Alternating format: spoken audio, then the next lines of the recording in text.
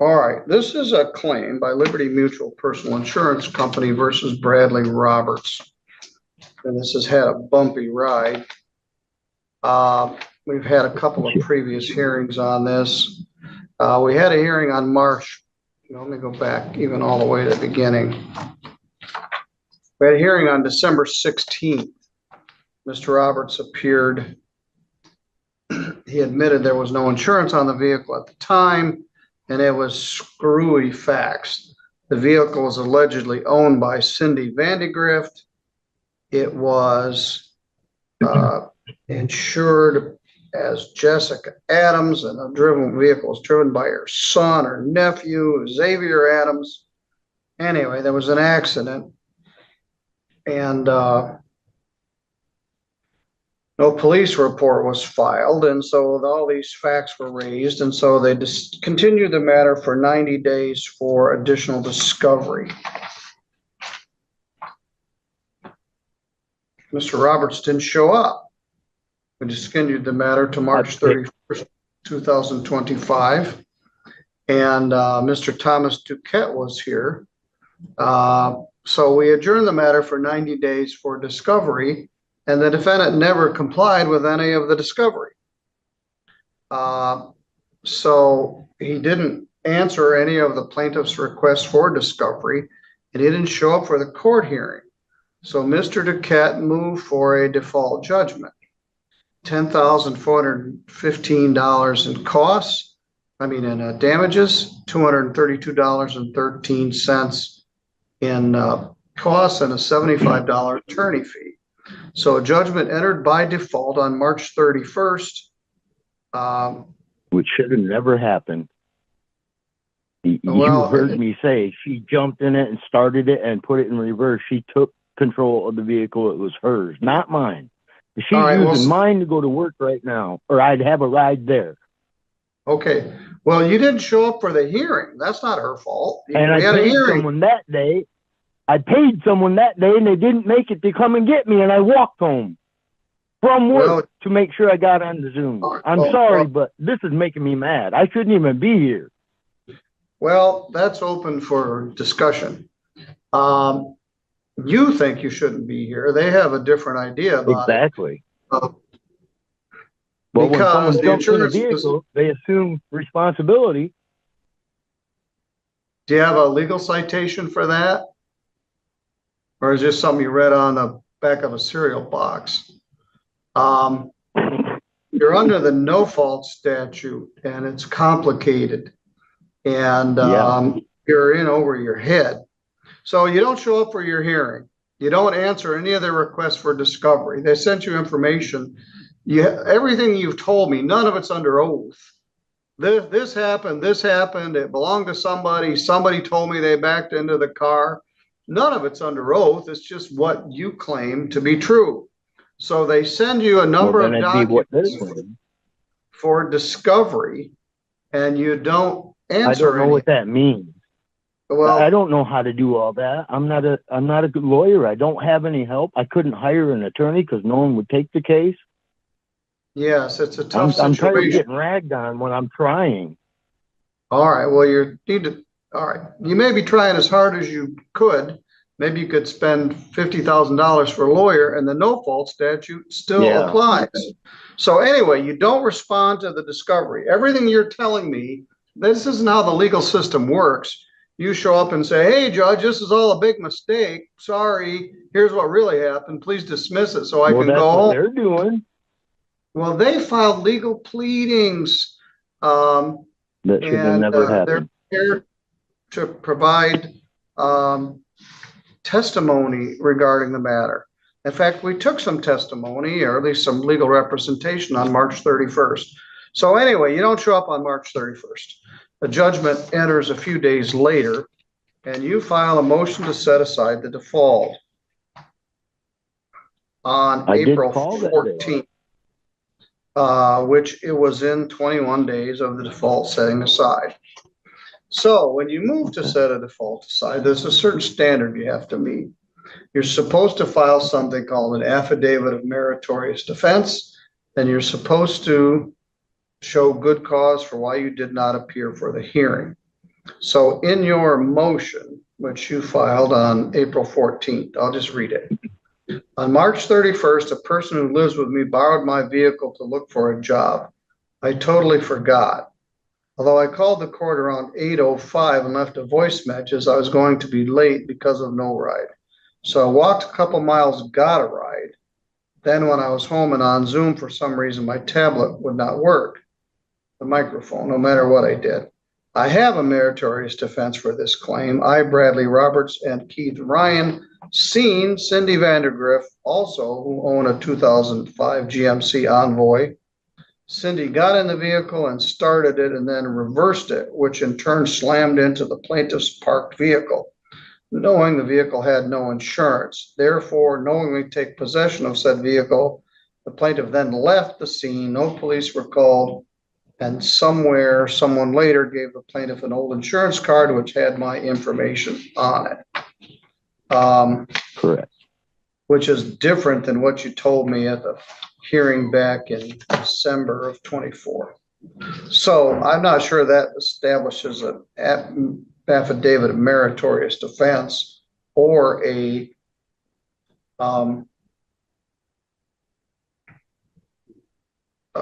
legitimate reason for not coming. I don't have any notes in the file that you called. I don't say that you didn't.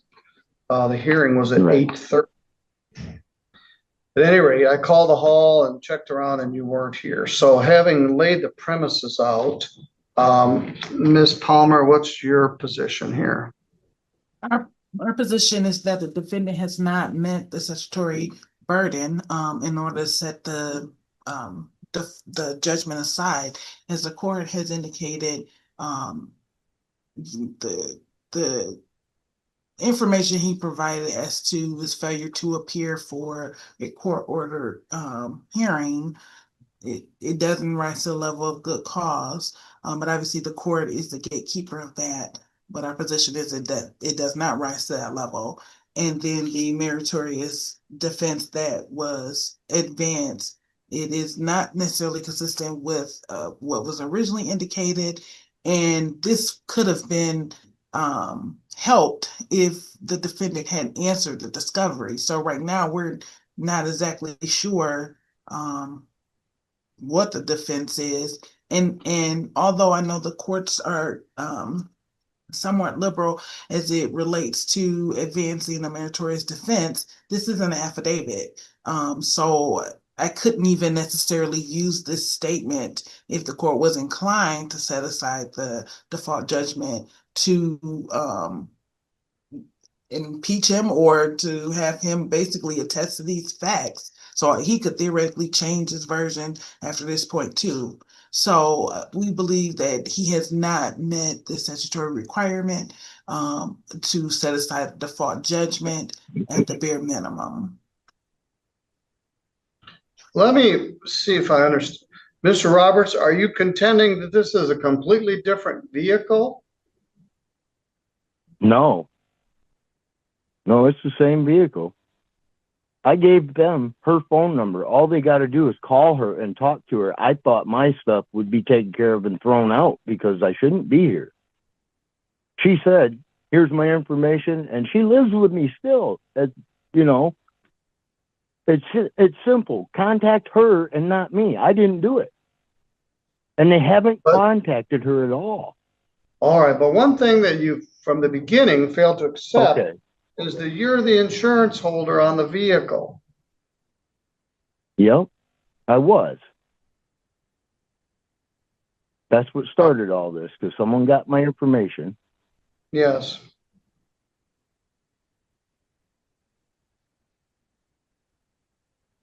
So, and I'm not sure if this is the right way to do this, but I was confused in what his defense was here. I thought he was saying it was a vehicle that looked exactly the same as his vehicle that was completely separate. So he's saying that someone got into his vehicle and then drove the vehicle. Is that what this defense is here?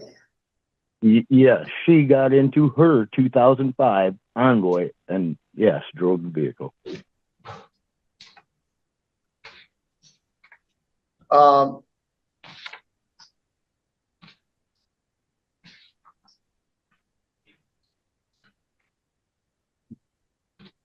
that you were the insurance holder on. Well, used to be at that moment though, and she knew there was no insurance on it because it had lapsed. I wasn't driving it. It was parked.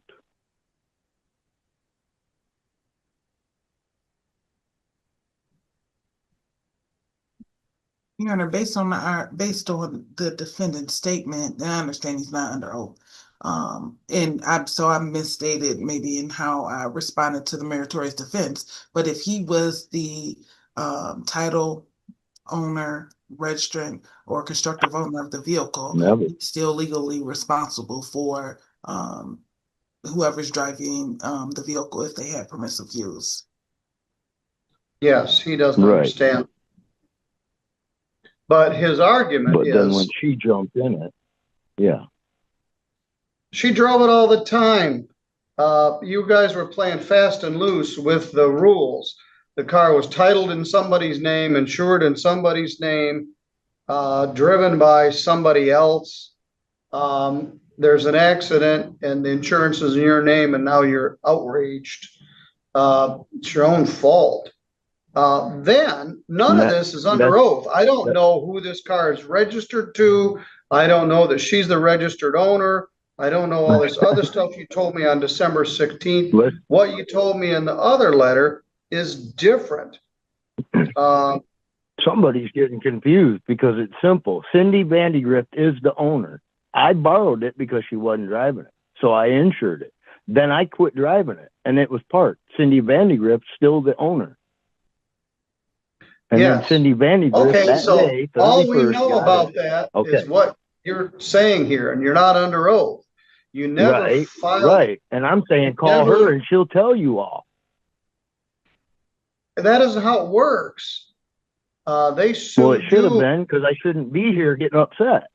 And you shouldn't have to deal with me. Well, I wish it were true. Yeah, I know. Okay. All right. I'm sorry. So they send you a bunch of documents to ask you these questions. Who's the car registered to? Show me the title. Who is your insurance carrier? When was it insured? You didn't answer. How would I have the title if I don't own it? So I have no idea to fill this stuff out. No idea how to do it. So all you have to do is show up and say, hey, I don't own this. I don't have any proof that I don't own it, but they're showing that you're the insurance. I did that the first. Wouldn't that be the first meeting we had when I left them her phone number and contact info? It would have been taken care of. If they would have followed through and said, okay, you're not the owner, I'm going to call this number, they would have found out who the owner was legally.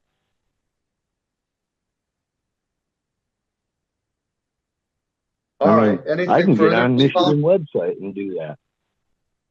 Your Honor, just in response to the defendant's last argument, obviously it's not appropriate to somehow switch the burden to the plaintiff by saying that we were supposed to call and then I guess somehow add her to the lawsuit. We don't have anything definitive to even be able to sue Cindy upon. Maybe if he answered discovery, maybe if he had sworn statements, any of those things. But he just has his versions that he is, advancing that we cannot rely upon. But I didn't understand. That we cannot rely upon. So that's why it was critical, and that's why the court opened discovery and allowed us to have discovery for him to answer discovery. That's why it was important. And if he didn't know the answer to a question, he could say he didn't know. It's plenty of questions on here. I think 12 interrogatories, 5 requests for admissions, and a request for production, I believe. So it's quite a few questions on here. First one being his name. And I didn't understand how to.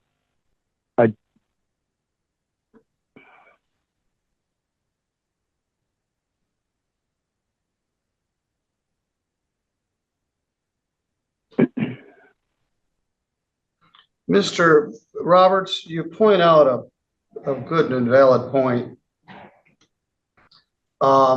People get involved in a general civil lawsuit. They don't understand the rules. It's complicated.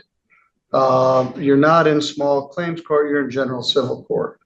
And every day this week, including tomorrow, I have multiple people who are driving around with no insurance. And last week on Thursday, I had 7. Probably had 10 last week. I probably have 10 this week. And you point out what happens when you're driving around without insurance. You get into the weeds when you get sued by the other party's insurance company for an accident. And you're in the weeds, all right. You barely filed an answer. You didn't show up for the hearing. You didn't answer any of the interrogatories. And you haven't shown an affidavit of meritorious defense. And I'm not sure we have good cause for why you weren't here. So your motion to set aside the default is denied. Good cause and meritorious defense were not established. Now, you can sue her if you think she's more liable. She doesn't have any money either, and I doubt they're going to get any money out of you. But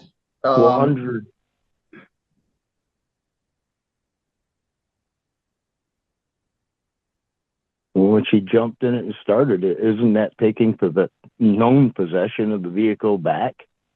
No, it's not. It's not. Okay. No, it's not. All right, I'm going to send you an order denying your motion. And if you want to appeal that further, I guess you're welcome to do that. But for the reason stated, you are liable for the amount here. You can't even get to court. You have to call by telephone. And this is why our country works great. Because Cindy's using my car.